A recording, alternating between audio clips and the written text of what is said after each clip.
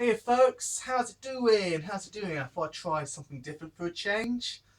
Yeah, I was just looking at some good old-fashioned clips of Clint Eastwood, and something kind of like, I don't know why, it's been bugging me for a few weeks now, if not a month, that kind of like struck me about him, about what could and might have been had there been a Wolverine or X-Men movie back in the 70s or 80s.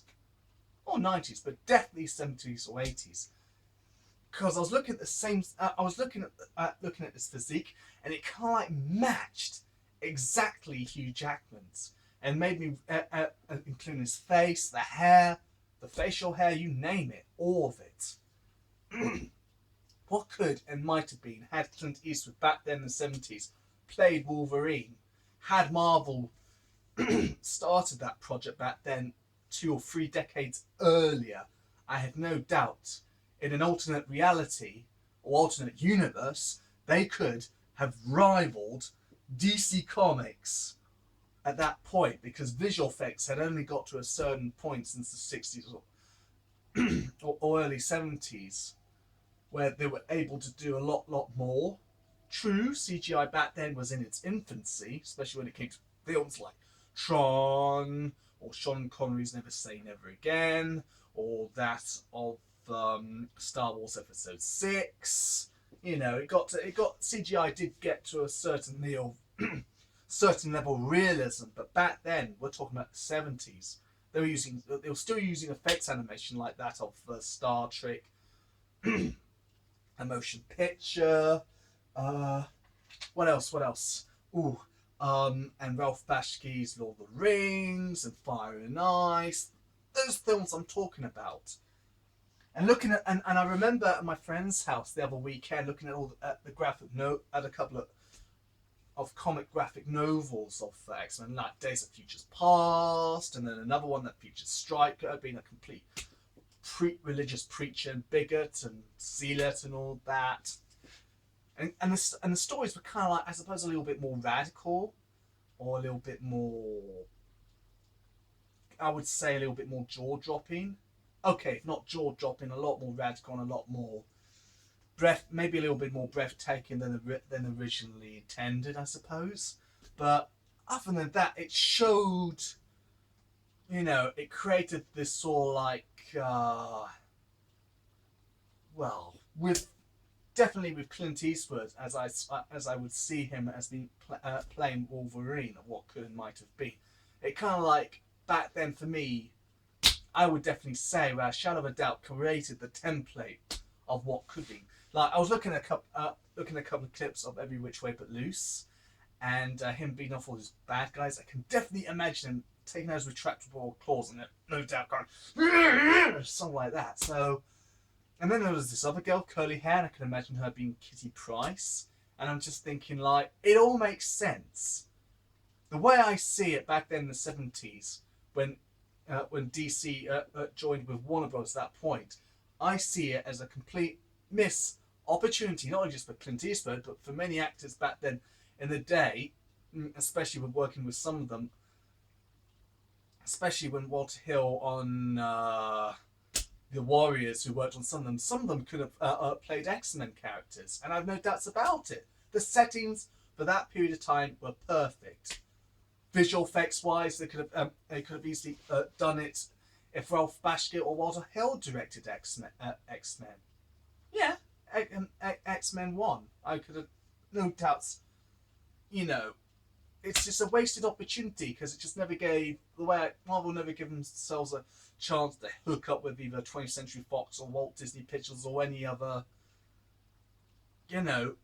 film studio that had gladly taken this opportunity. Well, they have now, and how successful the franchise is with Hugh Jackman, Hal Berry, Patrick Stewart, Ian McKellen, etc., and all that. And I don't know. This was back in my mum and dad's period of time.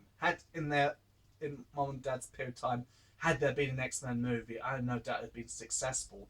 Problem was, yes, George Lucas, when it came to doing Star Wars, I mean, hell, Harrison Ford could have played an X-Men character back then. oh yeah, he was playing multiple characters. Maybe even Mark Hamill could have played one of the X-Men characters, or Carrie Fisher. I mean, think about it. You know, there was plenty of opportunity, but because of the complacency and lack of enough enthusiasm or motivation of the film studios, who are having to face times of austerity and downturn and recession and all that, selling off a lot of their lots to private companies or whatever, you know, it's a tragic shame, and in some ways was wasted.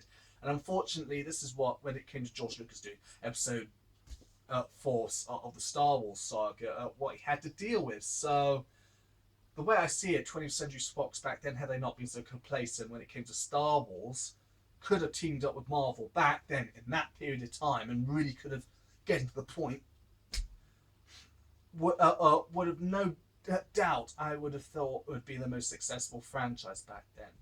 So I guess it's just kind of like looking at what could and might have been, really. I know. It's a wasted opportunity. But then, like George Lucas said, one would not have the sort of like budget, time, or advanced visual effects they wanted.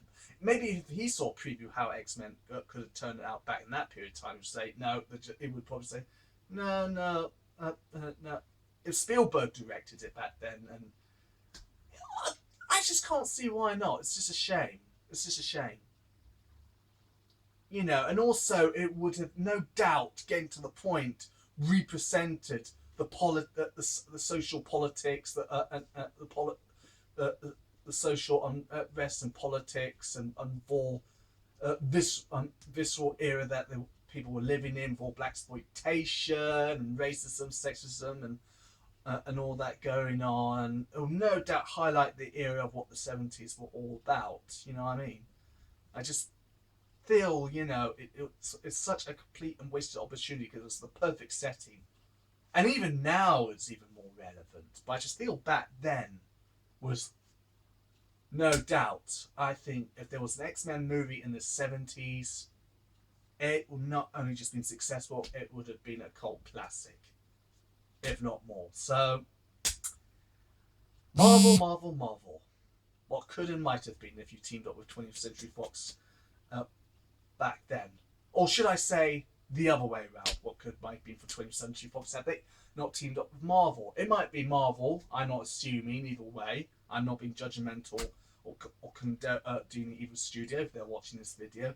I'm just saying, you know, if you have any guilt, remorse or regret or shame about what could and might have been, hey, you know, maybe things would have turned out differently. But I'm not having a go at you. I can understand, you know, we were living in, you know, there was a lot of financial risk going on, you know, obviously in the Great Recession, all that, and some studios unfortunately just didn't have the, you know, the budget for some big films like they used to. But when Superman came out, it obviously showed there was just no excuse to be complacent. I mean, you look at how successful Superman is and how successful the Marvel X-Men franchise could have been back then if it had been started.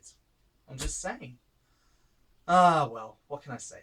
Comment, like, subscribe if you like what you hear and seen and what could have been. And also if you think Clint Eastwood could have made a brilliant, if not perfect, Wolverine, only next to Hugh Jackman before his time. I don't know. If Clint Eastwood's watching, I don't know if you watch this YouTube or not. I say, Clint old buddy, you would have made a brilliant Wolverine. And I salute you. Actually, I thought you were very good in that comedy Every Which Way, but Loose in Any Which Way You Can. And Dirty Harry. Let's not forget Dirty Harry. And The Man with No Name, the Spaghetti Westerns. And I have no doubt you would have definitely played a brilliant Wolverine. And I salute you with honour and respect, mate. Take care. Take it easy. And for you folks watching, that's enough for now. I'm wrapping up. See you later. Until next time. Peace. Right. Let's turn this off.